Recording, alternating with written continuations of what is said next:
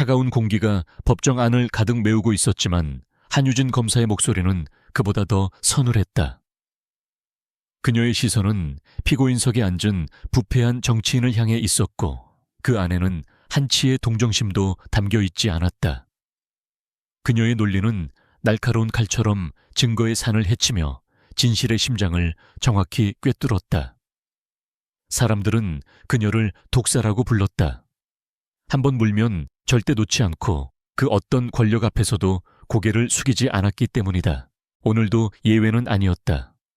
수많은 변호인단의 반론과 증거 조작 시도에도 불구하고 유진은 차분하게 모든 것을 논파하며 피고인의 죄를 낱낱이 밝혔다.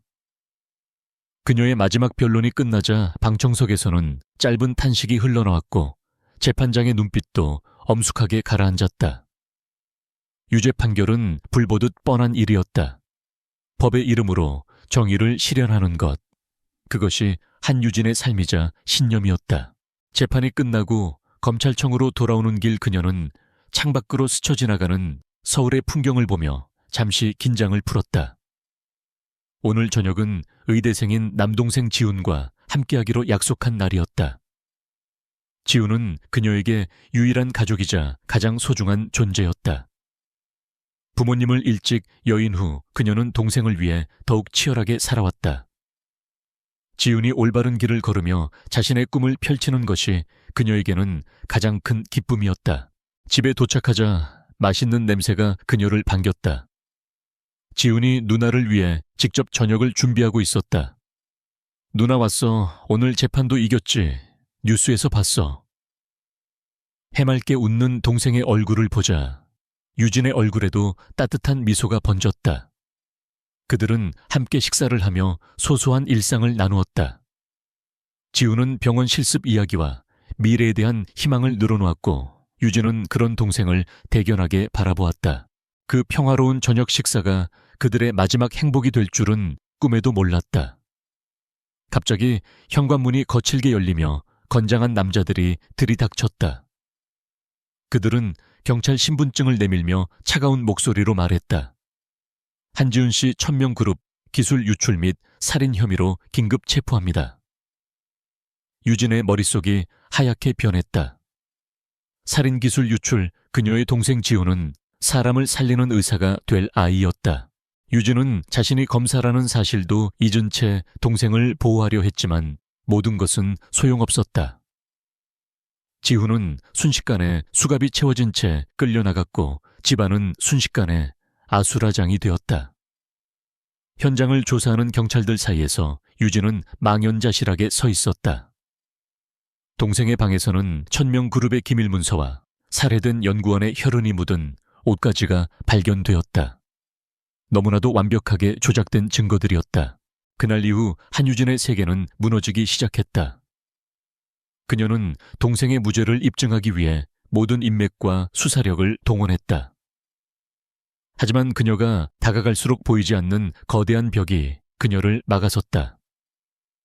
사건의 증인들은 갑자기 증언을 번복하거나 자취를 감추었고 동료 검사들은 외부의 압력을 이유로 수사 협조를 거부했다.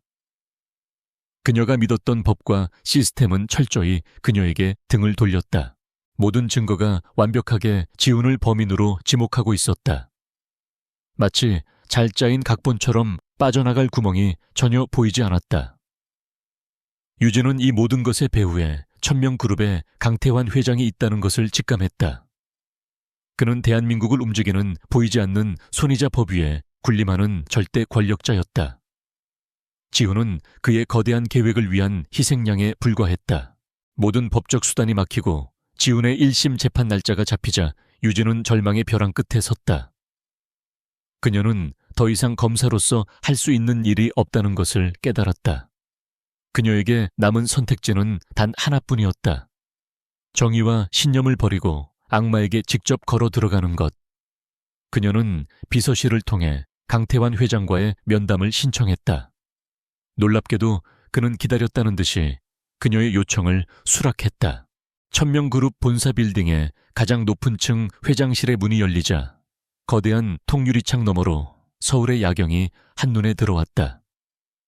도시의 모든 불빛이 그의 발 아래 있는 것 같았다. 강태환 회장은 값비싼 가죽 의자에 앉아 여유로운 미소로 그녀를 맞았다. 그의 눈빛은 모든 것을 꿰뚫어 보는 듯 깊고 차가웠다. 그는 유진의 절망과 분노를 이미 알고 있다는 듯한 태도였다. 유진은 애써 침착함을 유지하며 입을 열었다. 제 동생은 무죄입니다. 이 모든 것이 회장님께서 꾸민 일이라는 것을 압니다. 강태환은 와인잔을 가볍게 흔들며 나지막이 웃었다. 한 검사 세상은 진실만으로 움직이지 않아. 중요한 것은 누가 더 강력한 힘을 가졌느냐는 것이지. 자네 동생의 목숨은 내 손에 달려 있어. 내가 마음만 먹으면 감옥 안에서 조용히 사라지게 할 수도 있지.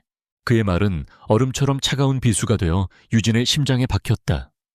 협박이자 명백한 진실이었다. 유진은 마지막 자존심까지 모두 내려놓고 무릎을 꿇을 수밖에 없었다. 그녀의 눈에서 뜨거운 눈물이 흘러내렸다. 어떻게 하면 제 동생을 살릴 수 있습니까? 제가 무엇이든 하겠습니다. 그녀의 목소리는 절망으로 가득 차 있었다. 강태환은 기다렸다는 듯이 자리에서 일어나 그녀에게 다가왔다. 그는 유진의 턱을 가볍게 들어 올리며 그녀의 눈을 똑바로 쳐다봤다. 자네의 그 뛰어난 머리와 능력이 아깝더군. 썩어빠진 검찰 조직에 썩히기에는 말이야. 그는 만족스러운 미소를 지으며 거래 조건을 내걸었다. 검사직을 내려놓고 내 사람이 되게. 내 변호인이자 내 손과 발이 되어 내가 시키는 모든 일을 처리하는 거야. 내 그림자 속에서 나의 제국을 위해 일해준다면 자네의 동생의 안전은 보장해주지. 그것은 영혼을 파는 계약이었다. 그녀가 지켜왔던 모든 신념과 정의를 자신의 손으로 무너뜨려야 하는 잔인한 제안이었다. 하지만 차가운 감옥에 갇혀 절망하고 있을 동생의 얼굴이 떠오르자 그녀는 다른 선택을 할 수 없었다. 그녀는 눈을 감았다. 모든 것을 포기하고 복수를 다짐하는 순간이었다. 알겠습니다. 당신의 제안을 받아들이겠습니다. 그녀의 대답에 강태환의 얼굴에 비로소 승리의 미소가 떠올랐다.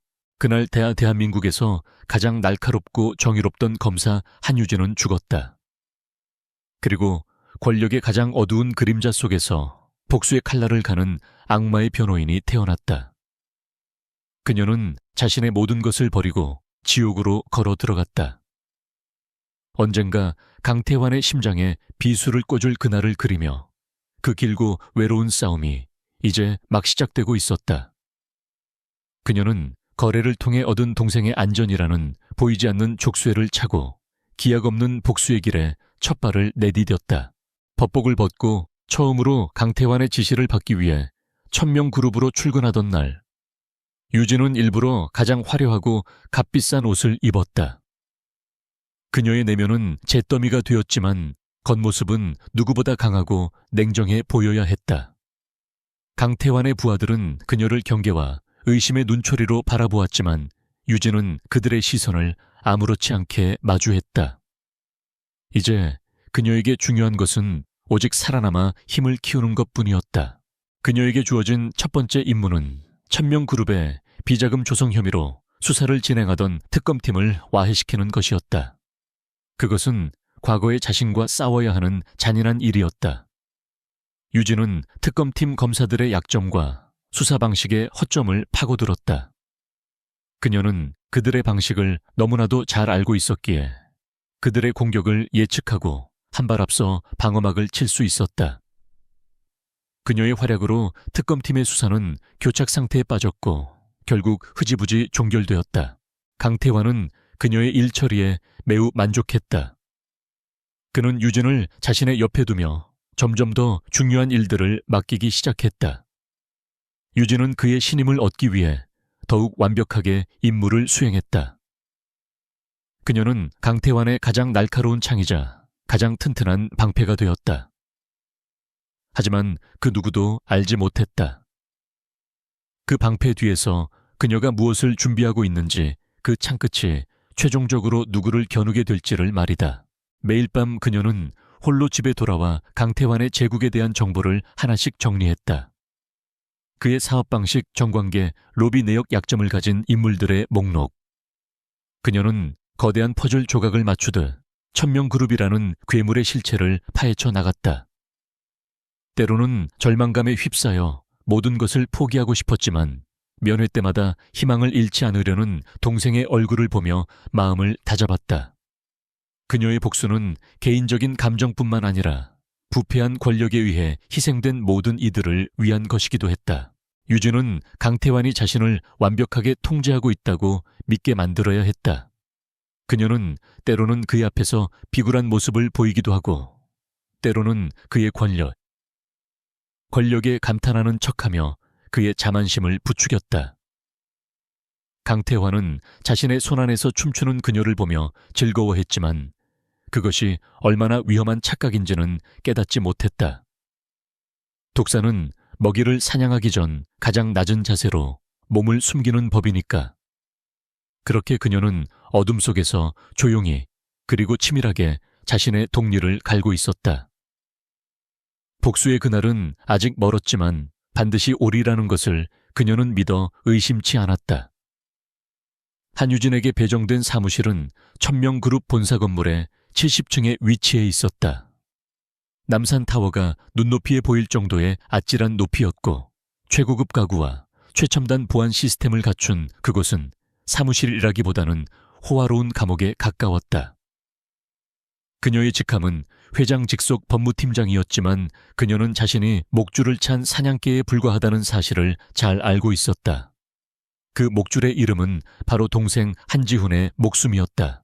출근 첫날 그녀를 맞이한 것은 강태환 회장의 충실한 오른팔이자 그룹의 실세인 조필련 전무였다.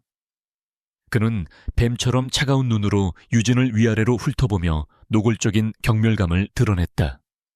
검사 나으리께서 이런 누추한 곳까지 행차하시다니 영광이군. 그는 비아냥거리며 산더미 같은 서류를 그녀의 책상 위에 던졌다. 그것은 지난 10년간의 판례를 정리하라는 그녀를 모욕하기 위한 의도가 다분한 잡무였다. 유진은 아무런 대꾸도 하지 않았다. 그녀는 묵묵히 자신의 자리에 앉아 서류를 넘기기 시작했다. 그녀의 무표정한 얼굴에 조 전무의 미간이 미세하게 찌푸려졌다.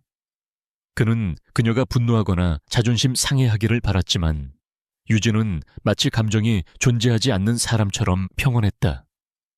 그녀의 이러한 태도는 오히려 그를 더욱 불안하게 만들었다.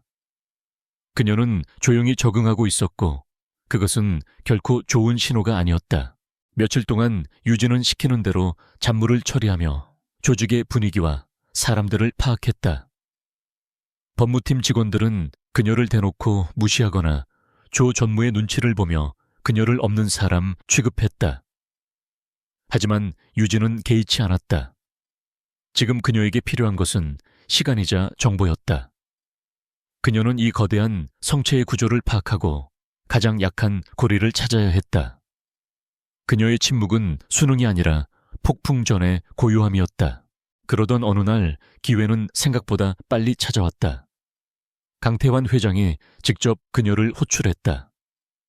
회장실에 들어서자 딱딱하게 굳은 표정의 조 전무와 다른 임원들이 먼저 와 있었다. 분위기가 심상치 않았다. 강태환은 유진에게 거대한 스크린을 가리켰다. 화면에는 유럽의 한 기업 로고가 떠 있었다. 천명그룹이 막대한 자금을 투입하여 인수를 추진하던 바이오 기업이었다. 강태환이 낮은 목소리로 말했다. 유럽연합에서 갑자기 반독점법 위반을 문제 삼아 인수 승인을 거부했네. 일주일 안에 해결하지 못하면 계약은 파기되고 우리 그룹은 천문학적인 손실을 입게 돼. 조 전무가 옆에서 거들었다. 저희 법무팀이 총력을 다하고 있지만 현지 법률의 장벽이 너무 높아 쉽지 않은 상황입니다. 그의 말에는 유진을 향한 은근한 조롱이 섞여 있었다. 네가 뭘 할 수 있겠냐는 듯한. 강태환은 조 전무의 말을 무시하고 유진을 똑바로 쳐다보았다. 어떻게 생각하나 한 팀장 자네의 실력을 보여줄 때가 된 것 같은데. 그것은 단순한 질문이 아니라 시험이었다. 그녀의 가치를 증명해 보이라는 명령이었다. 유진은 스크린에 떠있는 수많은 데이터와 법률 조항들을 빠르게 훑어보았다. 그녀의 머릿속에서는 수만 개의 정보들이 재조합되고 분석되기 시작했다. 몇 분간의 침묵 끝에 그녀가 입을 열었다. 이건 단순한 법률 문제가 아닙니다. 정치적인 문제입니다. 회의실에 있던 모든 사람들의 시선이 그녀에게 쏠렸다. 그녀는 차분하게 설명을 이어갔다. EU 집행위원회가 문제 삼는 조항은 명분이 약합니다. 진짜 이유는 해당 바이오 기업의 기술이 자국의 차세대 산업에 필수적이기 때문에 외국 기업에 넘어가는 것을 막으려는 정치적 의도가 깔려 있는 겁니다. 그녀는 이어서 말했다. 법으로만 싸우면 백전백패입니다. 그들이 내세운 법의 허점을 역으로 이용하고 동시에 우리가 그들에게 더 큰 이익을 줄 수 있다는 것을 증명해야 합니다. 국제통상법과 현지 정치 지형을 함께 이용하는 다각적인 접근이 필요합니다. 그녀의 분석은 기존 법무팀이 미처 생각하지 못했던 핵심을 정확히 짚어내고 있었다. 조 전무의 얼굴이 당혹감으로 물들었다. 강태환의 입가에 흥미로운 미소가 번졌다. 그래서 구체적인 방법은 유진은 기다렸다는 듯이 대답했다. 이 시간부로 해당 건에 대한 모든 권한을 저에게 위임해 주십시오. 24시간 안에 해결책을 제시하겠습니다. 그녀의 목소리에는 한치의 망설임도 없었다. 그것은 오만함이 아닌 자신의 능력에 대한 절대적인 자신감에서 나오는 태도였다. 강태환은 잠시 그녀를 바라보다가 고개를 끄덕였다. 좋아. 어디 한번 해보게. 그 순간부터 유진은 다른 사람이 되었다. 그녀는 자신의 사무실을 전쟁지휘 본부처럼 꾸몄다. 법무팀 직원들에게 쉴 틈 없이 자료를 분석하고 보고하도록 지시했다. 처음에는 그녀를 무시하던 직원들도 밤낮을 가리지 않고 사건의 핵심을 꿰뚫는 그녀의 경이로운 업무 능력과 날카로운 지휘에 압도당하기 시작했다. 그녀의 눈은 차갑게 빛났고 목소리에는 사람을 움직이는 힘이 있었다. 그녀는 밤을 새워 수만 페이지에 달하는 계약서와 법률 자료를 검토하며 상대방이 예상치 못한 허점을 찾아냈다. 동시에 그녀는 국제 로비스트와 접촉하여 EU 집행위원회 내부의 역학관계와 핵심 인물들의 성향을 파악했다. 그녀가 세운 전략은 법적 압박과 정치적 회유를 결합한 정교한 작전이었다. 그녀는 상대방이 거부할 수 없는 새로운 협상안을 만들어냈다. 결전의 날 유진은 유럽 현지 법무법인과의 화상회의를 직접 주재했다. 조 전무를 비롯한 임원들이 회의실 뒤편에서 그녀를 지켜보고 있었다. 상대 측 변호인단은 여유만만한 태도로 자신들의 입장을 고수했다. 하지만 유진이 입을 열자 상황은 급변했다. 그녀는 그들이 내세운 법조항의 모순점을 조목조목 반박했고 오히려 그들의 주장이 국제통상 협약 위반 소지가 있음을 역으로 지적했다. 상대방이 당황하는 사이 그녀는 준비한 새로운 제안을 던졌다. 1000명 그룹이 해당 기업을 인수하는 대신 현지에 대규모 연구개발 센터를 설립하고 고용을 창출하여 양측이 윈윈할 수 있는 모델이었다. 그 제안은 그들의 정치적 명분까지 충족시켜주는 절묘한 한 수였다. 몇 시간에 걸친 치열한 논쟁 끝에 상대방은 결국 백기를 들었다. 불가능해 보였던 인수계약이 극적으로 타결되는 순간이었다. 회의가 끝나자 회의실에는 정적이 흘렀다. 모든 임원들은 경외감 어린 눈으로 유진을 바라보고 있었다. 조 전무는 아무 말도 하지 못한 채 굳은 얼굴로 서 있을 뿐이었다. 강태환 회장은 자리에서 일어나 조용히 박수를 쳤다. 훌륭하군. 내가 사람 하나는 제대로 봤어. 그의 목소리에는 진심 어린 만족감이 묻어 있었다. 그날 이후 1000명 그룹 안에서 한유진을 무시하는 사람은 아무도 없었다. 유진은 이 사건을 해결하면서 그룹의 내부 서버와 극비 문서들에 접근할 수 있는 권한을 얻었다. 그것이 그녀의 진짜 목적이었다. 밤이 깊어 모두가 퇴근한 사무실에 홀로 남아 그녀는 보이지 않는 전쟁을 시작했다. 그녀는 국제 인수합병 관련 자료들을 살펴보는 척하며 수년치의 자금 흐름과 해외 페이퍼 컴퍼니들의 명단을 몰래 복사했다. 그러다 그녀는 익숙한 이름을 발견했다.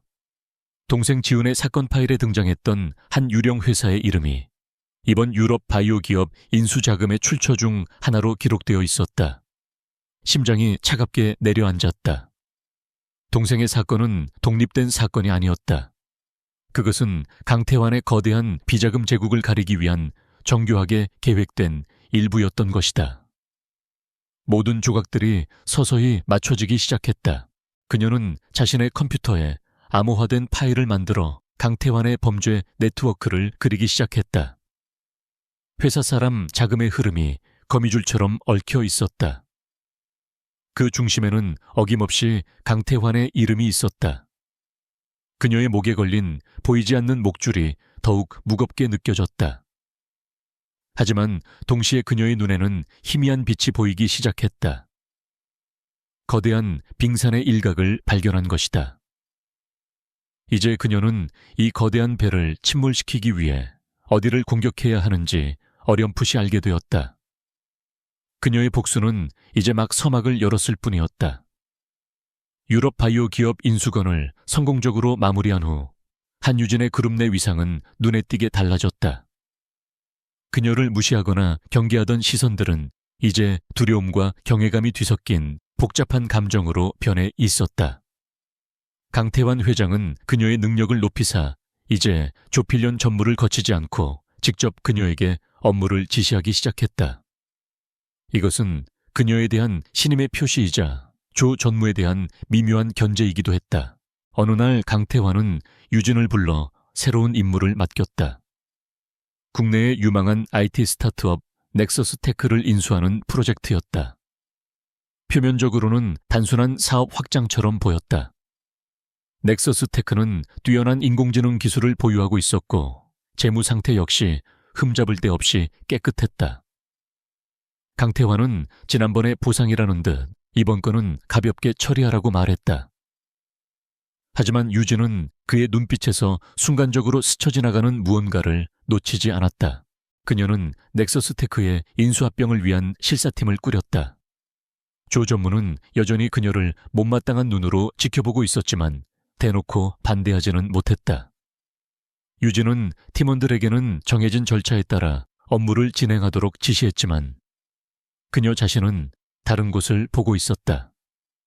그녀의 검사 시절 경험은 너무 완벽한 것은 언제나 무언가를 감추고 있다고 말해주고 있었다. 넥서스테크의 재무제표는 비현실적일 정도로 깨끗했다. 밤이 되자 그녀의 진짜 업무가 시작되었다. 그녀는 강태환에게 부여받은 최고 등급의 접근 권한을 이용해 1000명 그룹의 내부 서버 깊숙한 곳으로 들어갔다. 그녀가 찾고자 하는 것은 공식적인 보고서가 아니라 날 것 그대로의 데이터였다. 수십 테라바이트에 달하는 서버 로그 내부 이메일, 그리고 가장 중요한 자금 거래 원본 데이터를 밤을 새워가며 분석하기 시작했다. 그것은 사막에서 바늘을 찾는 것과 같은 고된 작업이었다. 며칠간의 분석 끝에 그녀는 마침내 아주 작은 불일치를 발견했다. 넥서스테크가 데이터 컨설팅 명목으로 매달 일정 금액을 지불하는 정체불명의 물류 회사가 있었다. 금액 자체는 크지 않아 누구의 눈에도 띄지 않을 정도였다.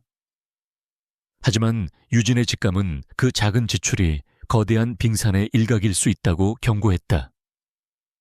그녀는 즉시 그 물류 회사에 대한 뒷조사를 시작했다. 그녀의 예상은 적중했다. 한서 로지스틱스라는 이름의 그 회사는 실체가 없는 유령 회사, 즉 페이퍼 컴퍼니였다. 사업자 등록증에 적힌 주소는 재개발 지역의 허름한 폐건물이었고 임직원 명단은 모두 도용된 이름이었다. 평범한 기업 변호사라면 여기서 멈췄을 것이다. 하지만 한유진은 달랐다. 그녀는 돈의 흐름을 쫓는 법을 알고 있었다. 진짜 목적지는 그 유령 회사가 아닐 터였다. 그녀는 위험을 감수하고 검사 시절 알고 지내던 금융범죄 전문가에게 익명으로 연락했다. 과거의 인연을 이용하는 것은 위험한 도박이었지만 그녀에게는 다른 선택지가 없었다. 그녀는 그에게서 얻어낸 추적 프로그램을 이용해 한서 로지스틱스의 계좌를 파고들었다. 돈은 그곳에 머물지 않았다. 여러 개의 대포 통장을 거치며 세탁된 후 최종적으로는 여러 명의 유력 정치인들의 가족이나 측근들이 소유한 차명 계좌로 흘러 들어가고 있었다. 순간 온몸에 소름이 돋았다. 이것은 단순한 비자금 조성이 아니었다. 천명그룹이 넥서스 테크라는 깨끗한 IT 기업을 인수하려는 진짜 목적은 그 회사를 합법적인 자금 세탁 통로로 이용하기 위함이었던 것이다. 스타트업에 대한 투자를 가장하여 정치권의 검은 돈을 상납하는 고도의 범죄 계획이었다. 강태환 제국의 성벽에 마침내 첫 번째 균열을 발견한 순간이었다. 이제 그녀는 인생 최대의 연기를 해야만 했다. 이 사실을 안다는 것을 강태환에게 들키는 순간 그녀와 동생의 목숨은 보장할 수 없었다. 그녀는 밤새 찾아낸 모든 증거들을 여러 겹으로 암호화하여 자신만이 아는 클라우드 서버에 저장했다. 그리고 다음 날 아침 아무 일도 없었다는 듯 완벽한 실사 보고서를 작성했다. 보고서의 결론은 넥서스 테크는 기술력과 성장 가능성이 매우 높은 클린 기업이며 인수를 적극 추천함이었다. 그녀는 강태환과 조 전무 앞에서 직접 보고서를 브리핑했다. 그녀의 발표는 논리 정연했고 어떤 의심의 여지도 찾아볼 수 없었다. 강태환은 그녀의 신속하고 완벽한 일 처리에 매우 만족스러운 표정을 지었다. 조 전무조차 그녀의 보고서에서 어떤 흠도 찾아내지 못하고 입을 다물 수밖에 없었다. 유진은 그들의 신임을 얻는 데 성공했지만 속으로는 차가운 식은땀이 흘렀다. 며칠 후 천명그룹의 넥서스 테크 인수 계약이 공식적으로 체결되었다. 언론은 거대 기업과 유망 스타트업의 성공적인 결합이라며 대서특필했다. 강태환은 축하 파티를 열었고 유진을 자신의 옆자리에 앉히며 그녀의 공을 치하했다. 유진은 미소를 지으며 그의 칭찬을 받았지만 그녀의 눈은 파티장의 화려한 불빛 너머 더 어둡고 깊은 곳을 향해 있었다. 그날 밤 자신의 사무실로 돌아온 유진은 텔레비전에서 흘러나오는 인수 기념 뉴스를 소리 없이 지켜보았다. 화면 속에서 강태환은 성공한 기업가로서 미래에 대한 청사진을 제시하고 있었다. 유진은 조용히 다른 모니터를 켰다. 그 화면에는 그녀가 발견한 검은 돈의 흐름이 거미줄처럼 복잡하게 그려져 있었다. 넥서스 테크 한서, 로지스틱스, 그리고 여러 명의 정치인들. 그녀는 적을 위해 완벽한 승리를 안겨주었다. 그 대가로 그녀는 적의 심장을 찌를 수 있는 첫 번째 비수를 얻었다. 강태환은 그녀가 더 깊은 충성을 바치게 되었다고 믿겠지만 사실 그녀는 그의 제국을 무너뜨릴 첫 번째 폭탄의 설계도를 손에 넣은 것이었다. 그녀는 조용히 파일을 닫았다. 사냥은 이제부터 시작이었다. 그녀는 그의 가장 유능한 창이 되어 그의 심장을 겨누고 그의 가장 견고한 방패가 되어 그의 약점을 파고들 것이다. 그녀의 얼굴에 차갑고도 결연한 미소가 떠올랐다.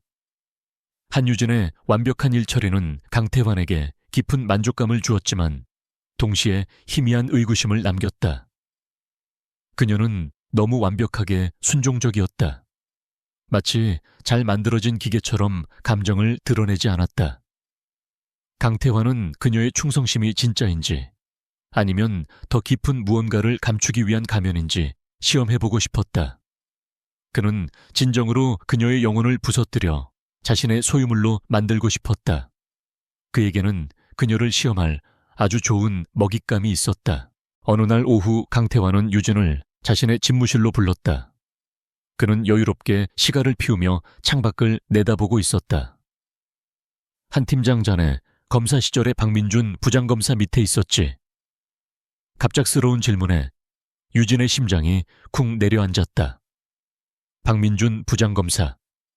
그는 검찰 내에서 강직함과 청렴함의 상징과도 같은 인물이었다. 유진이 검사로서 가장 존경했던 스승이자 멘토이기도 했다.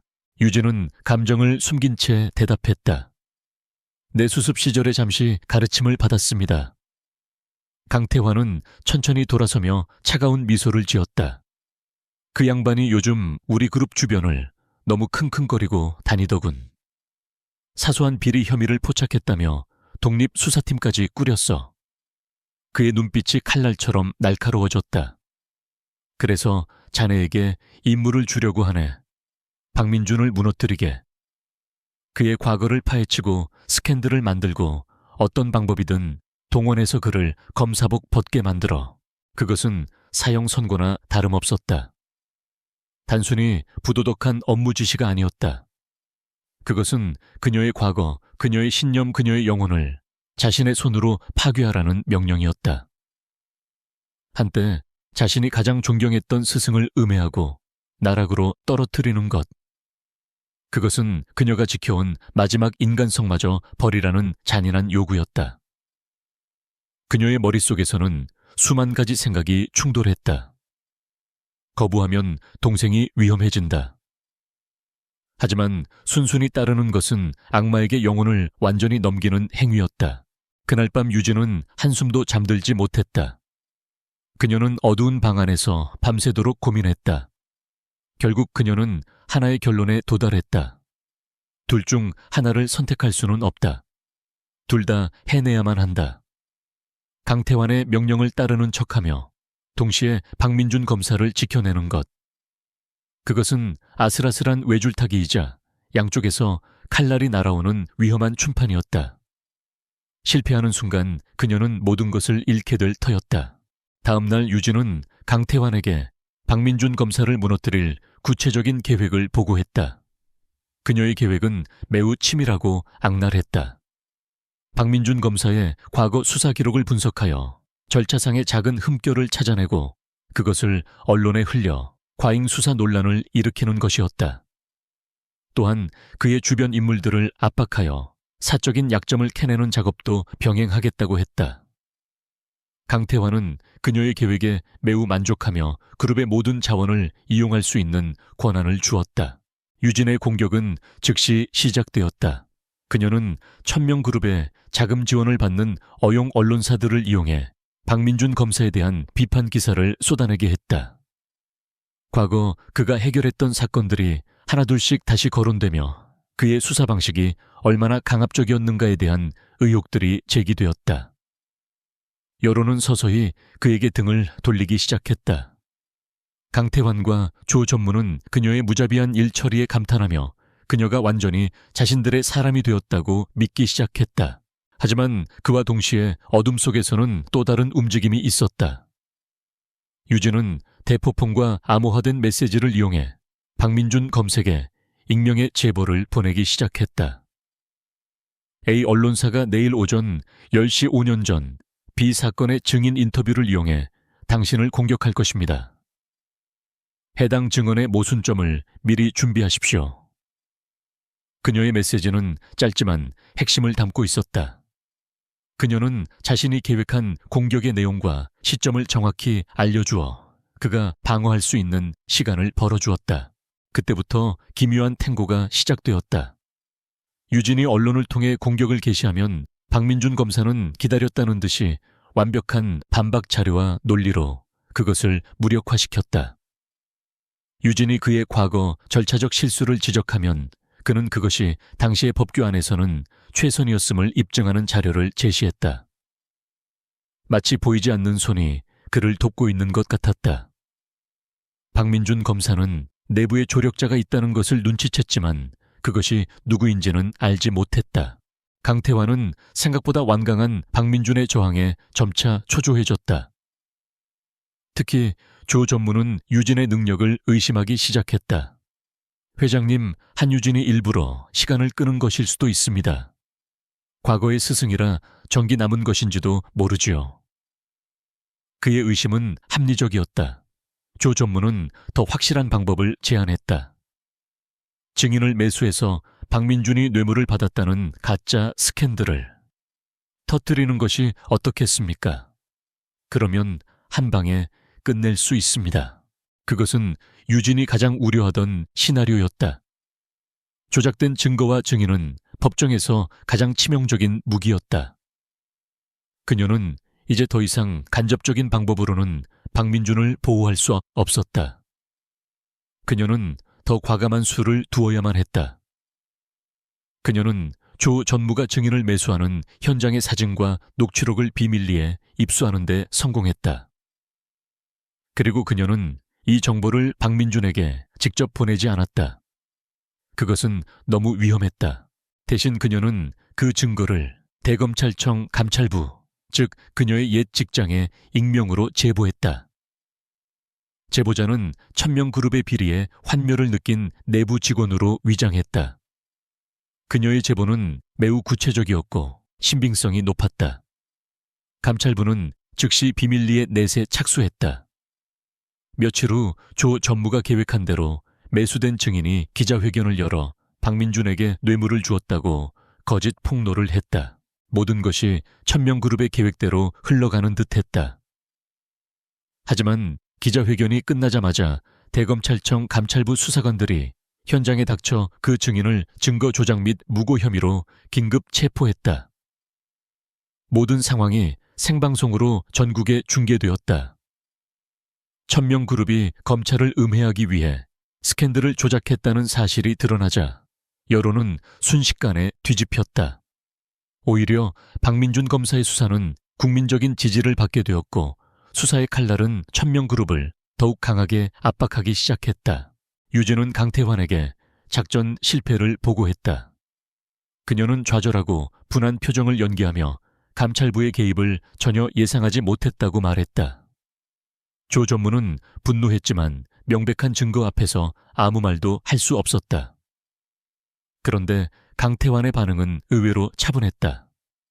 그는 비록 작전은 실패했지만 그 과정에서 한유진이 자신의 옛 스승을 무너뜨리기 위해 얼마나 냉정하게 움직였는지를 똑똑히 보았다. 강태환은 유진의 실패를 능력 부족이 아닌 상대가 너무 강했기 때문이라고 오해했다. 역설적이게도 이 사건을 통해 그는 유진의 충성심을 더 굳게 믿게 되었다. 그녀가 사적인 감정을 버리고 자신의 명령을 수행했다는 것 자체에 만족한 것이다. 유진은 그의 집무실을 나오며 안도의 한숨을 내쉬었다. 그녀는 지옥과도 같은 춤판에서 살아남았다. 그녀는 스승을 지켜냈고 자신의 영혼도 지켜냈으며 동시에 적으로부터 더 깊은 신뢰를 얻어냈다. 그녀의 가면은 더욱 두꺼워졌고 그녀의 칼날은 더욱 날카로워졌다. 박민준 검사를 지켜내는 데는 성공했지만 한유진은 자신의 방식이 가진 한계를 명확히 깨달았다. 지금까지 그녀는 강태환의 공격을 막아내거나 교묘하게 비껴가는 수비적인 싸움을 해왔다. 하지만 이런 방식으로는 결코 그를 무너뜨릴 수 없었다. 그의 제국에 진짜 타격을 주기 위해서는 내부에서의 정보 수집만으로는 부족했다. 그녀에게는 외부에서 움직이며 수집된 정보를 완성하고 결정적인 순간에 그것을 세상에 터뜨려줄 동맹이 필요했다. 그녀의 머릿속에 한 사람의 이름이 떠올랐다. 김도식. 한때 대한민국에서 가장 날카로운 탐사보도 전문 기자로 이름을 날렸던 인물이었다. 그는 5년 전 천명그룹의 정관계 로비 의혹을 파헤치던 중이었다. 하지만 그의 폭로 기사가 나가기 직전 그는 성추행 및 내부자 거래라는 추악한 스캔들에 휘말렸다. 모든 증거는 그에게 불리했고 그는 하루아침에 모든 것을 잃고 언론계에서 매장당했다. 유진은 검사 시절 그 사건을 보며 천명그룹이 배후에 있을 것이라 강하게 의심했었다. 김도식 기자라면 강태환에게 복수할 동기가 충분했다. 또한 그의 취재 능력과 정보망은 여전히 살아있을 가능성이 높았다. 문제는 그를 어떻게 찾고 어떻게 설득하느냐였다. 유진은 자신의 모든 수사 기법을 동원하여 그의 흔적을 쫓았다. 어떤 디지털 기록도 남기지 않기 위해 그녀는 구식의 아날로그 방식을 사용했다. 몇 주간의 추적 끝에 그녀는 서울의 한 낡은 상가에서 작은 서점을 운영하는 그를 찾아냈다. 유진은 천명그룹의 변호사 한유진이 아닌 평범한 손님으로 위장하여 그의 서점을 찾았다. 과거의 총명함은 사라지고 세상에 대한 불신과 냉소만이 가득한 중년의 남자가 그녀를 맞았다. 그는 이미 망가져버린 사람이었다. 유진은 조심스럽게 그에게 다가가 천명그룹에 대한 정보를 가진 내부 고발자라고 자신을 소개했다. 그 말을 듣는 순간 김도식의 눈빛이 경계심으로 가득 찼다. 그는 대화 자체를 거부하며 그녀를 가게 밖으로 쫓아냈다. 당신들 지긋지긋한 함정에 2번 다시는 빠지지 않아. 당장 꺼져. 유진은 그의 반응을 예상하고 있었다. 말만으로는 그의 깊은 트라우마를 건드릴 수 없었다. 그녀에게는 증거가 필요했다. 며칠 후 유진은 익명의 이메일을 통해 그에게 파일 하나를 보냈다. 그것은 그녀가 넥서스 테크 인수 과정에서 발견했던 비자금 흐름의 일부, 즉 유령 회사 한서 로지스틱스와 정치인 간의 연결고리를 보여주는 명백한 증거였다. 그것은 5년 전 김도식이 거의 다 파헤쳤던 퍼즐에 잃어버린 조각이기도 했다. 그 증거는 잠자고 있던 사냥개의 본능을 깨웠다. 며칠 뒤 김도식에게서 먼저 연락이 왔다. 그는 이전과 달리 매우 신중한 태도로 자신들이 정한 안전한 장소에서 다시 만나자고 제안했다. 약속 장소에 나타난 유진은 그에게 더 많은 자료를 보여주었다. 그녀는 자신의 신분을 완전히 밝히지는 않았지만 자신이 강태환의 최측근에서 움직이고 있으며 그를 무너뜨리려는 확고한 의지가 있음을 증명해 보였다. 김도식은 유진이 건넨 자료들이 진짜라는 것을 한눈에 알아보았다. 그의 눈에 서서히 과거의 예리한 빛이 돌아오기 시작했다. 복수와 정의에 대한 꺼져가던 불씨가 다시 타오르기 시작한 것이다. 오랜 침묵 끝에 그가 입을 열었다. 조소, 당신을 믿지. 하지만 이건 알아둬. 우리는 동료가 아니라 공동의 적을 가진 각자의 싸움을 하는 것뿐이야. 그렇게 그들의 위험한 동맹이 시작되었다. 그들의 역할은 명확하게 나뉘었다. 유진은 내부에서 적의 심장부 정보를 빼내는 두더지 역할을, 김도식은 외부에서 그 정보의 진위를 검증하고 추가적인 증거를 수집하며 사람들을 모으는 지휘관 역할을 맡았다. 김도식은 가장 먼저 과거 천명그룹에 의해 피해를 입었던 사람들을 찾아 나섰다. 그들은 강태환이라는 거대한 권력 앞에서 모든 것을 잃고 흩어져 숨어 지내고 있었다. 그는 가장 먼저 천명건설의 회계 부정 지시를 거부했다는 이유로 해고당하고 업계에서 매장당한 전직 재무팀장을 찾아갔다. 처음에는 완강히 거부하던 그도 김도식이 내민 유진의 자료를 보고 마음을 움직이기 시작했다. 다음으로 그는 강태환의 무자비한 적대적 M&A에 의해 회사를 빼앗기고 빚더미에 올라앉은 중소기업 사장을 만났다. 그는 복수를 위해서라면 무엇이든 하겠다며 흔쾌히 합류했다. 그렇게 김도식은 강태환에 의해 희생된 사람들을 하나둘씩 규합하기 시작했다. 강태환이 조작한 스캔들의 희생양이 되어 정계에서 은퇴해야 했던 전직 보좌관 1000명, 화학의 불법 폐기물 방류로 인해 가족을 잃은 피해자 유가족 대표. 그들은 각자의 분야에서 정보를 수집하고 증거를 모으는 비밀 네트워크의 첫 번째 구성원들이 되었다. 그들은 모두 잃을 것이 없는 사람들이었고 그렇기에 더욱 용감하게 움직일 수 있었다. 한 달 후 유진과 김도식은 인적이 드문 한강 둔치에서 다시 만났다.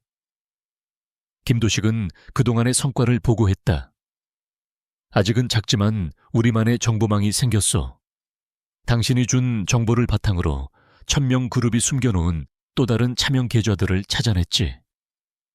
그의 목소리에는 예전의 활기가 되살아나 있었다. 유진은 처음으로 혼자가 아니라는 생각에 가슴 벅찬 감정을 느꼈다. 그녀는 김도식에게 새로운 정보가 담긴 USB를 건넸다.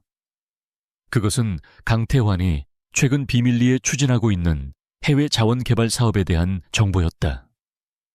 그 사업에는 또 다른 검은 거래가 숨어 있을 것이 분명했다. 이 사업의 자금 흐름을 추적해 주세요. 분명히 무언가 나올 겁니다. 유진의 말에 김도식은 결연한 표정으로 고개를 끄덕였다. 외로운 늑대였던 그녀에게 마침내 함께 싸울 동료들이 생긴 것이다. 어둠 속에서 거대한 제국을 향한 방역의 서막이 조용히 오르고 있었다. 한유진과 김도식의 비밀 네트워크가 활동을 시작하면서 천명 그룹의 철옹성 같던 정보 보안에 미세한 균열이 생기기 시작했다. 박민준 검사팀의 수사가 예상치 못하게 핵심에 접근해오고 증권가의 익명 게시판에 그룹의 내부 사정을 아는 사람만이 알 수 있는 민감한 정보들이 아주 조금씩 흘러나왔다. 그것들은 아직 위기를 초래할 정도는 아니었지만 예민한 포식자인 강태환의 심기를 건드리기에 충분했다. 그는 자신의 영역에 침입한 배신자의 냄새를 맡았다. 강태환의 분노는 조용했지만 무서웠다. 그는 자신의 충견 조필련 전무를 불렀다. 우리 조직 안에 쥐새끼가 한 마리 들어온 것 같군. 그의 목소리는 얼음장처럼 차가웠다. 자네에게 모든 권한을 주겠네. 수단과 방법을 가리지 말고 그 쥐새끼를 찾아내. 내 눈앞에 끌고 와. 항상 한유진을 의심하고 있던 조필련에게는 절호의 기회였다. 그는 회장의 신임을 되찾고 눈엣 가시 같은 한유진을 제거할 수 있는 완벽한 명분을 얻었다. 조필련의 내부 감찰은 무자비하게 시작되었다. 회장 직속 감찰팀이 조직의 모든 부서를 샅샅이 뒤졌다. 모든 임직원의 통신 기록, 컴퓨터 접속 로그, 개인 금융 거래 내역까지 이 잡듯 훑었다. 회사 전체가 공포 분위기에 휩싸였다. 아주 작은 의심이라도 받는 직원들은 가차없이 해고되었고 그것은 다른 직원들에게 보내는 피해 경고와도 같았다. 조필련의 수사망은 예상대로 한유진을 향해 빠르게 좁혀져 왔다.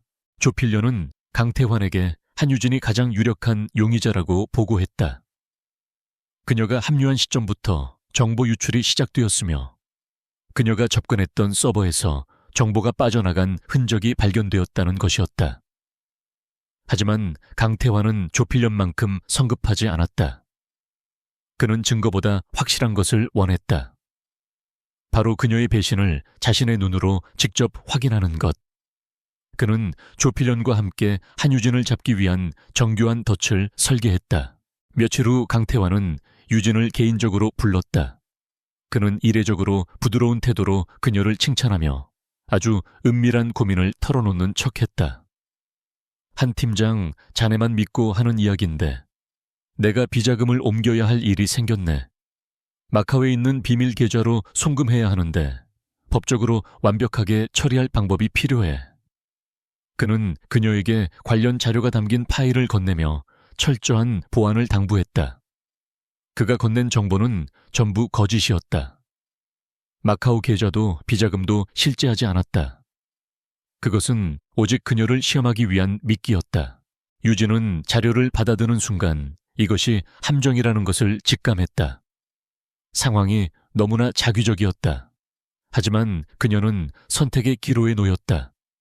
이 정보를 김도식에게 넘기지 않는다면 진짜 내부 고발자로서의 의무를 다하지 않는 것이 되어 의심을 살 수 있었다. 반대로 정보를 넘기는 순간 그녀는 덫에 걸려들게 된다. 앞으로 가도 지옥 뒤로 가도 지옥인 상황이었다. 그녀는 어떤 수를 두어야 할지 머릿속으로 수천 번의 시뮬레이션을 돌렸다. 그녀가 해결책을 찾기도 전에 조필련이 먼저 움직였다. 그는 감찰팀원들을 이끌고 유진의 사무실에 들이닥쳤다. 그의 손에는 강태환 회장의 친필 사인이 담긴 수색 영장이 들려 있었다. 한유진 팀장 내부정보 유출 혐의로 당신의 사무실을 수색하겠소. 그는 승리를 예감한 사냥개처럼 의기양양하게 외쳤다. 그의 팀원들이 그녀의 책상과 컴퓨터를 거칠게 뒤지기 시작했다.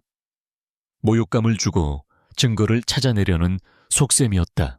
절체절명의 순간이었지만 유진은 놀라울 정도로 침착했다. 그녀는 저항하거나 변명하지 않았다.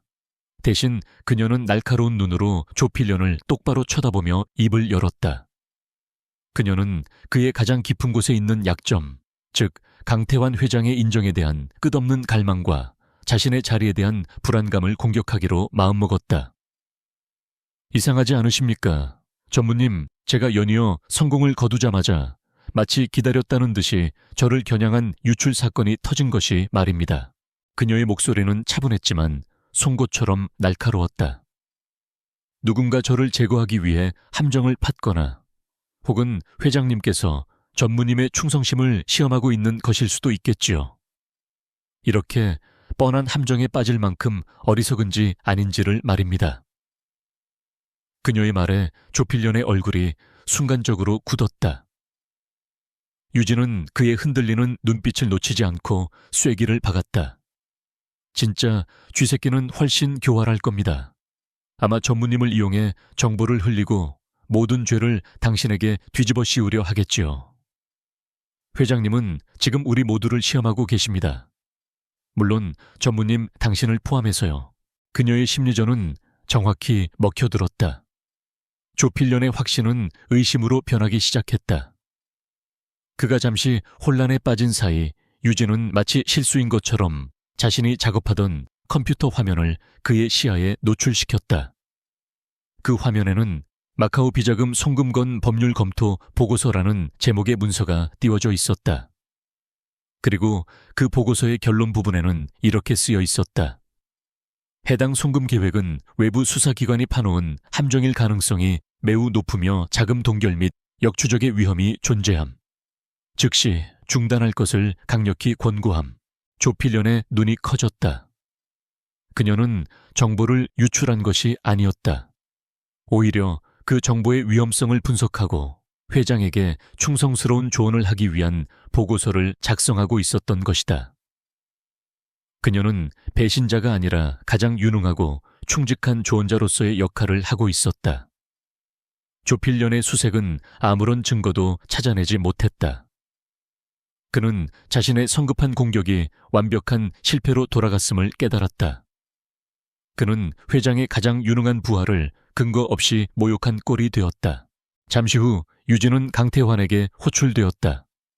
그의 집무실에서 마카오 비자금에 대한 이야기는 단 한마디도 나오지 않았다. 그는 아무 일도 없었다는 듯이 그녀에게 이전보다 훨씬 더 중요하고 민감한 프로젝트를 맡겼다. 그것은 그녀가 시험을 통과했다는 무언의 인정이었다. 집무실을 나온 유진은 등 뒤로 흐르는 차가운 식은땀을 느꼈다. 정말 아슬아슬한 순간이었다. 사냥꾼의 분노는 사라진 것이 아니라 잠시 다른 곳으로 향했을 뿐이라는 것을 그녀는 알았다. 이제 이 게임은 비교할 수 없을 정도로 더 위험해졌다. 그녀는 그날 밤 김도식에게 암호화된 단 한 단어의 메시지를 보냈다. 사냥당함. 조필련의 함정에서 벗어났지만 한유진은 자신이 얇은 얼음 위를 걷고 있다는 사실을 뼈저리게 느꼈다. 강태환의 신뢰는 언제든 그녀의 목을 겨누는 칼날로 변할 수 있었다. 이제는 수세에서 벗어나 결정적인 한 방을 날려야 할 때였다. 그녀는 김도식에게 보냈던 사냥당함이라는 메시지의 의미를 설명하며 더 이상 시간이 없음을 알렸다. 그들은 계획을 앞당겨야만 했다. 김도식은 그녀의 경고에 동의하며 자신의 네트워크를 통해 얻어낸 결정적인 정보를 공유했다. 그것은 천명그룹의 과거에 대한 희미한 소문이었다. 수년 전 강태환에게는 오정환이라는 이름의 재무담당 이사가 있었다. 그는 숫자에 있어서는 천재였고 강태환의 모든 검은 돈을 관리하던 유일한 금고직이었다. 소문에 따르면 오정환은 만약을 대비해 강태환의 모든 뇌물 거래와 불법 자금 흐름을 기록한 비밀 장부, 즉 이중 장부를 가지고 있었다고 한다. 하지만 오정환은 검찰이 천명그룹에 대한 대대적인 수사를 시작하기 직전 의문의 교통사고로 사망했다. 사건은 단순 사고로 종결되었지만 타이밍이 너무나도 절묘했다. 유진과 김도식은 오정환이 죽지 않았을 것이라고 확신했다. 그는 강태환에 의해 강제로 잠적했거나 혹은 스스로 죽음을 위장하고 도망쳤을 가능성이 높았다. 그와 그의 비밀 장부를 찾는 것, 그것이 이제 그들의 최우선 목표가 되었다. 유진은 천명그룹의 내부 데이터베이스를 다시 파고들었다.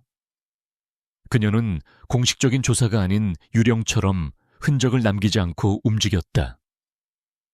그녀는 오정환이 사망하기 전 몇 년간의 기록을 샅샅이 뒤졌다. 그의 재산 통신 기록 습관, 디지털 족적까지. 그러다 그녀는 아주 작고 기묘한 흔적 하나를 발견했다. 그의 휴면 계좌 중 하나에서 매달 아주 적은 금액이 남해의 한 작은 어촌마을 협동조합으로 자동 이체되고 있었다.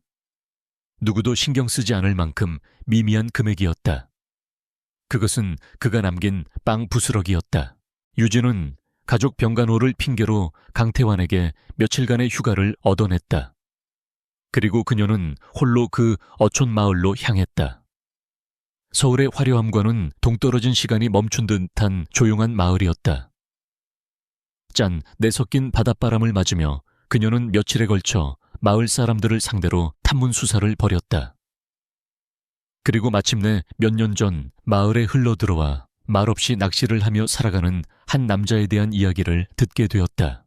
그녀는 수소문 끝에 남자의 허름한 오두막을 찾아냈다. 낡은 어선 옆에서 그물을 손질하고 있는 남자의 모습은 과거 천명그룹의 핵심 임원이었던 오정환의 모습과는 전혀 달랐다. 그는 실제 나이보다 훨씬 늙어 보였고 세상에 대한 모든 희망을 잃어버린 사람처럼 보였다. 유진이 조용히 그의 이름을 불렀다. 오정환 이사님. 그 말을 듣는 순간 남자의 손에 들려있던 그물이 바닥으로 떨어졌다. 그의 얼굴은 공포로 하얗게 질려 있었다. 오정환은 그녀가 강태환이 보낸 암살자라고 생각했다. 그는 필사적으로 자신이 누군지 모르겠다며 모든 것을 부인했다. 하지만 유진은 그를 위협하지 않았다. 대신 그녀는 조용히 자신의 이야기를 시작했다. 하나뿐인 동생이 어떻게 누명을 썼는지, 그리고 자신이 어떻게 강태환의 꼭두각시가 될 수밖에 없었는지. 그녀는 검사도 천명그룹의 변호사도 아닌 그와 똑같은 피해자의 목소리로 이야기했다. 그녀의 진심 어린 이야기에 오정환의 경계심이 조금씩 허물어지기 시작했다. 유진은 그 기회를 놓치지 않고 김도식의 네트워크를 통해 알게 된 다른 피해자들의 이야기를 들려주었다. 강태환 때문에 회사를 빼앗긴 사람, 가족을 잃은 사람 인생을 송두리째 파괴당한 사람들. 이사님과 제가 침묵하는 동안 저 괴물은 계속해서 다른 사람들을 삼키고 있습니다. 이사님께서 만드신 돈으로 말입니다. 그녀는 그의 마지막 양심에 호소했다. 평생 이렇게 숨어 살면서 그림자처럼 두려움에 떨며 사실 겁니까? 아니면 당신의 이름과 명예를 되찾고 이 모든 것을 끝낼 기회를 잡으시겠습니까? 오정환의 눈빛이 심하게 흔들렸다. 그는 강태환의 보복이 얼마나 끔찍할지 누구보다 잘 알고 있었다. 하지만 동시에 유진의 말은 그의 내면 깊숙이 잠들어 있던 무언가를 깨우고 있었다. 유진은 마지막 카드를 꺼내 들었다. 그녀는 장부를 확보한 후에 구체적인 계획과 그의 신변을 보호할 방법을 제시했다. 그녀는 막연한 정의감을 내세우는 것이 아니라 현실적인 출구 전략을 보여주었다. 그것은 단순한 부탁이 아니라 함께 싸우자는 동맹의 제안이었다. 길고 고통스러운 침묵이 흘렀다. 오정환은 마른 입술을 깨물며 고뇌에 빠졌다. 마침내 그는 자리에서 일어났다. 그는 예스라고 말하는 대신 유진을 이끌고 오두막의 낡은 마룻바닥 한쪽으로 갔다. 그가 마루의 일부를 드러내자 그 아래에는 방수포로 여러 겹 쌓인 숨겨진 공간이 나타났다. 그는 그 안에서 묵직하고 두꺼운 책 한 권을 꺼냈다. 세월의 흔적이 묻어나는 낡은 가죽 표지의 장부. 그것이 바로 강태환 제국의 심장을 꿰뚫을 수 있는 진실의 열쇠였다. 오정환은 말없이 장부를 그들 사이에 낡은 나무 테이블 위에 올려놓았다. 진실의 열쇠는 마침내 그녀의 손에 들어왔다. 하지만 그 순간부터 그들은 돌이킬 수 없는 강을 건넜다. 이제 강태환의 모든 힘이 그들을 향해 쏟아져 들어올 것이다. 그들은 이제 죽음을 각오하고 싸워야만 했다. 한유진은 오정환의 비밀 장부를 손에 넣었지만 단 한순간도 안심할 수 없었다. 그녀는 장부의 원본을 김도식이 미리 마련해둔 제3의 안전가옥으로 옮기게 하고 자신은 모든 내용이 담긴 디지털 사본만을 가지고 서울로 복귀했다. 이제 그녀의 손에 들린 작은 외장 하드는 대한민국을 뒤흔들 수 있는 가장 강력한 폭탄이었다.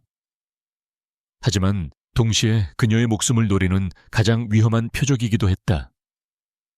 시계는 이제 막 똑딱거리기 시작했다. 서울의 한 낡은 인쇄소로 위장한 비밀 아지트에서 유진과 김도식은 밤을 새워 장부의 내용을 분석했다. 그 안에는 상상을 초월하는 범죄의 기록들이 담겨 있었다. 수십 년간 이어진 정관계 뇌물, 자금 세탁, 주가 조작, 불법 로비. 그리고 마침내 그녀의 동생 한지훈의 사건이 어떻게 조작되었는지에 대한 구체적인 지시와 자금 흐름까지 명확하게 기록되어 있었다. 증거는 차고 넘쳤다. 하지만 이 폭탄을 어떻게 터뜨릴 것인가?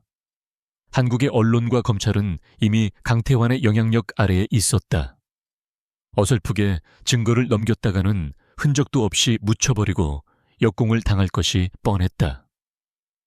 그들은 강태환이 통제할 수 없는 거대한 불길을 만들어야만 했다.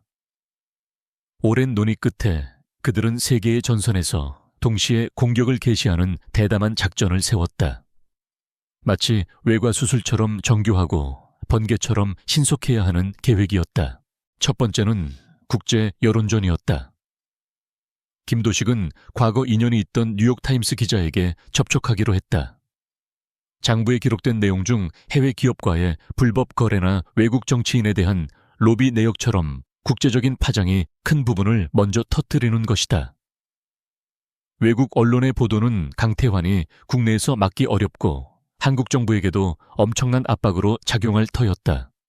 이것은 외부에서 성벽을 무너뜨리는 망치 역할을 할 것이었다. 두 번째는 법률적, 경제적 공격이었다. 김도식의 네트워크에 포함된 1000명 그룹의 소액 주주들을 모아 집단 소송을 제기하는 것이었다.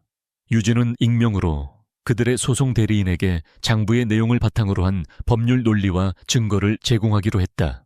강태환 회장과 이사회의 경영상 배임 행위를 문제 삼아 그룹 내부를 뒤흔드는 것이다. 이것은 성 내부에서 일으키는 반란이었다. 세 번째는 가장 대담하고 위험한 계획이었다. 바로 내부로부터의 폭로였다. 유진은 1000명 그룹의 사내 방송 시스템에 보안 취약점이 있다는 것을 발견했다. 그녀는 결정적인 순간에 이 시스템을 해킹하여 장부의 핵심 내용을 담은 폭로 영상을 그룹의 모든 임직원에게 직접 송출할 계획이었다. 강태환이 자신의 왕국 안에서 대중의 신뢰를 잃고 고립되게 만드는 심리적 공격이었다. 그날부터 새벽을 향한 숨막히는 질주가 시작되었다. 김도식은 여러 개의 보안 회선을 거쳐 뉴욕의 기자와 접촉하며 정보의 신뢰성을 확인시키고 안전한 파일, 전송 경로를 확보했다. 유진은 낮에는 강태환의 충실한 변호사로 일하고 밤에는 소액 주주들을 위한 소송 서류를 작성하고 동시에 사내 방송 시스템을 해킹할 코드를 만들었다. 매 순간이 살얼음판을 걷는 기분이었다. 한편 강태환 역시 무언가 잘못되고 있음을 감지하고 있었다. 오정환이 갑자기 거처를 옮겼다는 미세한 보고가 그의 심기를 건드렸다. 그것은 아주 작은 변수였지만 모든 것을 의심하는 그의 본능이 경고등을 켰다. 그는 조필련을 남해의 어촌 마을로 급파했다. 오정환의 상태를 확인하고 오라는 사실상의 수색 명령이었다. 그들의 목을 향해 조여 오는 시간이 얼마 남지 않았다. 조필련이 남쪽으로 향했다는 첩보가 김도식의 정보망을 통해 유진에게 전달되었다. 이제 그들에게 남은 시간은 기껏해야 24시간 길어야 48시간이었다. 조필련이 오정환의 빈집을 발견하고 강태환에게 보고하는 순간 모든 것이 끝장이다. 그들은 아직 완벽하게 준비되지 않은 위험한 계획을 즉시 실행해야만 하는 상황에 몰렸다. D-Day는 바로 다음 날로 정해졌다. 공교롭게도 그날은 강태환이 그룹의 새로운 글로벌 비전을 발표하는 대규모 기자회견이 예정된 날이었다. 마지막 밤이 지나고 운명의 아침이 밝았다. 모든 것이 동시다발적으로 움직이기 시작했다. 먼지 쌓인 인쇄소에서 김도식은 뉴욕의 기자에게 GO라는 짧은 메시지와 함께 암호화된 파일을 전송했다. 거의 동시에 소액주주들의 법률 대리인은 서울중앙지방법원의 전자소장을 접수했다. 1000명 그룹의 심장을 향한 3개의 칼날 중 2개가 마침내 발사된 것이다. 그리고 1000명 그룹 70층 한유진은 자신의 사무실에 앉아 있었다. 그녀의 손가락은 사내 방송 시스템을 장악할 마지막 명령어를 입력할 엔터 키 위에 놓여 있었다. 모니터 한쪽에는 기자회견장 무대로 당당하게 걸어나가는 강태환의 모습이 생중계되고 있었다. 자신만만한 미소를 띤 그의 얼굴. 유진의 얼굴은 차가운 결의로 굳어 있었다. 이제 경주는 끝났다. 거대한 폭풍의 새벽이 밝아오고 있었다. 기자회견장의 거대한 홀은 수백 명의 기자들과 투자자 정재계 인사들로 발 디딜 틈이 없었다. 모든 조명과 카메라는 단 한 사람 단상 위에서 자신감 넘치는 미소로 연설을 하고 있는 강태환 회장을 향해 있었다. 그는 1000명 그룹의 후이황, 한 과거와 눈부신 미래 비전을 이야기하고 있었다. 그의 목소리는 힘이 넘쳤고 그를 바라보는 사람들의 눈에는 경외감이 가득했다. 그는 자신의 제국 그 정상에서 완벽한 통제력을 과시하고 있었다. 바로 그 순간 첫 번째 균열이 시작되었다. 객석의 앞줄에 앉아있던 외국인 기자들의 스마트폰이 거의 동시에 진동하기 시작했다. 뉴욕타임스에서 발행한 속보 한국의 거대 기업 1000명 그룹 수십억 달러 규모의 국제 뇌물 스캔들 의혹이라는 제목의 기사가 인터넷을 통해 퍼져나가기 시작한 것이다. 기자들 사이에서 혼란스러운 속삭임이 파도처럼 번져나갔다. 강태환의 홍보팀 직원들이 상황을 파악하려 했지만 이미 불길은 걷잡을 수 없었다. 연이어 2번째 공격이 터져나왔다. 소액 주주들이 제기한 집단 소송장이 법원에 접수되었다는 사실이 증권가 정보지를 통해 실시간으로 타전되었다. 금융 전문 기자들의 스마트폰이 일제히 울리기 시작했고 장내의 소음은 이제 무시할 수 없을 정도로 커졌다. 청중들의 시선은 더 이상 단상을 향하지 않았다. 강태환은 연설을 멈췄다. 그의 완벽하게 관리되던 얼굴에 처음으로 짜증과 분노의 빛이 스쳐 지나갔다. 그리고 마침내 70층의 사무실에서 이 모든 것을 지켜보던 한유진이 숨을 깊게 들이마시고 엔터키를 눌렀다. 단상 뒤에서 1000명 그룹의 로고를 비추던 거대한 스크린이 갑자기 지지직거리며 암전되었다. 장내에는 순간적으로 완전한 정적이 흘렀다.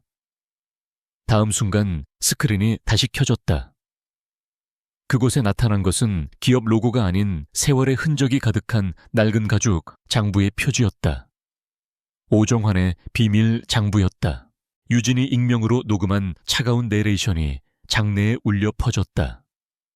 스크린에는 장부의 페이지들이 한 장 한 장 스캔되어 나타났다.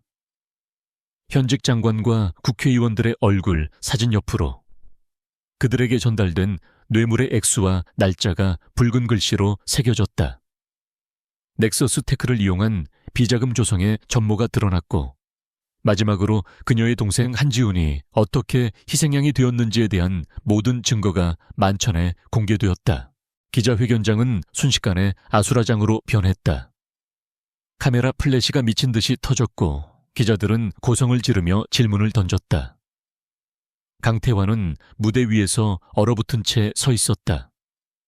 그의 얼굴은 불신에서 경악으로 그리고 마침내 순수한 분노로 일그러졌다. 그의 부하들이 방송을 중단시키려 했지만 유진의 해킹은 그들의 통제 시스템 자체를 마비시킨 후였다. 그 방송은 회견장뿐만 아니라 천명그룹 본사 건물의 모든 컴퓨터로 동시에 송출되고 있었다. 자신의 역할을 끝낸 유진은 자리에서 일어났다. 그녀는 도망치지 않았다. 그녀는 자신의 사무실에서 나와 혼란의 심장부인 기자회견장을 향해 망설임 없이 걸어갔다. 무대 위에서 보안팀에게 고함을 지르던 강태환의 눈에 무대 옆에서 나타나 자신을 향해 걸어오는 한 여자의 모습이 들어왔다. 한유진이었다. 그녀는 모든 혼란을 뚫고 무대 중앙으로 걸어나와 그의 바로 앞에 섰다. 수백 개의 카메라 플래시가 그들 두 사람을 동시에 비추었다. 이것이 그들의 마지막 대면이었다. 강태환이 증오로 이글거리는 목소리로 속삭였다. 너였구나, 이 배신자 같은 년. 유진은 흔들림 없는 차가운 눈으로 그를 마주보았다. 끝났습니다, 강 회장님. 당신은 법을 소유할 수 있다고 믿었겠죠. 사람의 목숨까지도 당신 것이라 생각했을 겁니다. 하지만 진실은 당신이 감당할 수 없는 무게를 가지고 있습니다. 강태환은 주먹을 불끈 쥐었지만 아무것도 할 수 없었다. 그의 권력, 그의 카리스마, 그의 신화는 단 몇 분 만에 산산조각 나버렸다. 그는 이제 범죄자일 뿐이었다. 유진은 나지막이 말했다. 당신이 저지른 가장 큰 실수는 모든 것을 잃은 사람이 얼마나 절박해질 수 있는지를 과소평가한 것입니다. 그녀의 목소리는 복수심이 아닌 깊고 처절한 슬픔을 담고 있었다. 바로 그때 기자회견장의 모든 문이 동시에 활짝 열렸다. 평범한 경찰이 아니었다. 유진의 동맹들이 동시에 제공한 증거 자료를 바탕으로 긴급 영장을 발부받은 특별검사팀 수사관들이었다. 그리고 그들의 가장 앞에는 한유진의 옛 스승이자 이제는 특별검사가 된 박민준이 서 있었다. 그는 무대 위로 올라와 자신의 옛 제자를 존경과 이해의 눈빛으로 바라보며 짧게 고개를 끄덕였다. 그리고 그는 강태환을 향해 돌아섰다. 강태환 씨, 당신을 뇌물공여, 횡령 배임, 증거 조작 및 살인교사 혐의로 긴급 체포합니다. 박민준 검사가 차갑게 체포영장을 낭독했다. 수십 년간 법 위에 군림했던 제왕이 마침내 수갑을 차는 순간이었다. 수갑이 채워져 끌려가면서 강태환의 마지막 시선은 무대 위에 홀로 서 있는 한유진에게 향했다. 그녀는 웃고 있지 않았다. 그저 지독한 폭풍이 지나간 후에 고요함처럼 지치고도 결연한 표정으로 서 있을 뿐이었다. 천명 게이트가 터진 후 대한민국은 거대한 폭풍에 휩싸였다. 강태환의 비밀 장부는 판도라의 상자였고 그 안에서 쏟아져 나온 추악한 진실들은 나라 전체를 뒤흔들었다. 연일 뉴스 헤드라인은 장부에 이름이 오른 정치인, 고위 관료, 재계 인사들의 구속 소식으로 도배되었다. 수십 년간 이어져 온 부패의 카르텔은 뿌리부터 흔들렸고 철옹성 같았던 천명그룹은 특별관리위원회의 통제 아래 공중분해될 위기에 처했다. 제국의 몰락이었다. 그 혼란의 중심에서 한유진은 조용히 자신의 가장 중요한 싸움을 마무리하고 있었다. 동생 한지훈의 재심 재판이 열렸다. 강태환의 범죄가 만천에 드러난 지금 재판은 사실상 형식적인 절차에 불과했다. 재판장은 지훈에게 내려졌던 모든 혐의에 대해 무죄를 선고했다. 방청석에서 그 모습을 지켜보던 유진의 눈에서 뜨거운 눈물이 흘러내렸다. 이 순간을 위해 그녀는 지옥을 견뎌냈던 것이다. 며칠 후 교도소 문이 열리고 창백하지만 마침내 자유를 되찾은 지훈이 걸어 나왔다. 남매는 아무 말 없이 서로를 부둥켜 안았다. 그것은 떠들썩한 축하가 아닌 서로의 상처를 보듬는 조용하고 애틋한 재회였다. 집으로 돌아온 지훈은 오랜만에 누나가 해준 따뜻한 밥을 먹으며 처음으로 편안한 잠을 청했다. 그 평온한 일상을 되찾기 위해 그의 누나가 어떤 길을 걸어야 했는지 그는 어렴풋이 짐작할 뿐이었다. 세상은 한유진을 영웅으로 칭송했지만 그녀가 몸담았던 검찰 조직은 그녀를 마냥 방일 수만은 없었다. 그녀 역시 강태환 밑에서 일하며 저질렀던 불법 행위들에 대해 조사를 받아야만 했다. 그녀는 모든 조사에 성실히 협조했다. 결국 검찰은 그녀의 모든 행위가 동생을 구하기 위한 강압적 상황에서 이루어졌고, 결과적으로는 거대한 범죄를 밝혀내는데 기여했다는 점을 인정하여 불기소 처분을 내렸다. 그녀는 범죄자가 되지는 않았지만 다시 검사가 될 수도 없었다. 그녀는 정의를 지키기 위해 법의 테두리를 넘어섰다. 그 모순을 조직은 공식적으로 용납할 수 없었다. 한때 그녀의 모든 것이었던 검사라는 길이 완전히 닫혀버린 순간이었다. 하지만 이상하게도 그녀는 슬프지 않았다. 이제 그녀에게 정의는 법복을 입어야만 실현할 수 있는 것이 아니라는 것을 깨달았기 때문이다. 몇 달의 시간이 흘렀다. 지우는 몸과 마음을 추스르고 사람을 살리는 의사가 되겠다는 꿈을 향해 다시 의과대학으로 돌아갔다. 유진은 김도식과 그들의 비밀 네트워크 동지들을 만났다. 그들은 승리했지만 세상에는 여전히 제2, 제3의 강태환이 존재한다는 것을 알고 있었다. 그들의 싸움은 아직 끝나지 않았다. 그 만남 속에서 유진은 자신이 나아갈 새로운 길을 발견했다. 그리고 1년 후 서울의 번화가에서 조금 벗어난 한 조용한 거리에 작지만 단단해 보이는 법률 사무소 하나가 문을 열었다. 사무소의 간판에는 여명 리밍 법률 사무소라는 이름이 새겨져 있었다. 어둠을 지나 새로운 새벽을 연다는 의미였다. 사무소의 대표는 변호사 한유진이었다. 그녀의 팀원들은 1000명 그룹에서 부당하게 해고되었던 회계사와 같은 과거의 아픔을 공유한 동지들로 이루어져 있었다. 그들의 목표는 명확했다. 거대 권력에 맞서 싸우는 힘없는 개인들을 위한 최고의 방패가 되어주는 것. 김도식은 탐사보도 전문 인터넷 언론사를 차려 그녀의 가장 든든한 파트너가 되었다. 그들은 과거의 고통과 경험을 이제는 다른 사람들을 지키기 위한 무기로 사용하기로 한 것이다. 그들은 더 이상 피해자가 아닌 새로운 시대의 정의를 만들어가는 전사들이었다. 어느 맑은 오후 사무소의 문을 열고 한 젊은 여자가 들어왔다.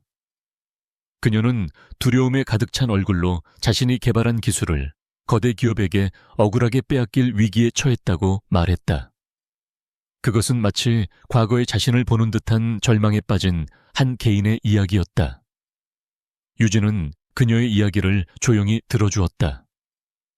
그녀의 눈빛에는 동정이 아닌 깊은 공감과 차가운 결의가 담겨 있었다. 유진은 겁에 질린 의뢰인의 손을 따뜻하게 잡아주며 말했다. 걱정하지 마세요. 이제부터는 당신 혼자가 아닙니다. 그 목소리에는 과거의 독사 검사보다 강태환의 그림자보다 훨씬 더 강하고 단단한 힘이 실려져 있었다. 그녀는 더 이상 복수를 꿈꾸는 피해자가 아니었다. 그녀는 상처를 딛고 일어나 스스로 새벽을 연 힘없는 이들의 수호자가 되어 있었다. 창밖으로 쏟아지는 눈부신 햇살 속에서 그녀는 새로운 정의의 시대를 열고 있었다.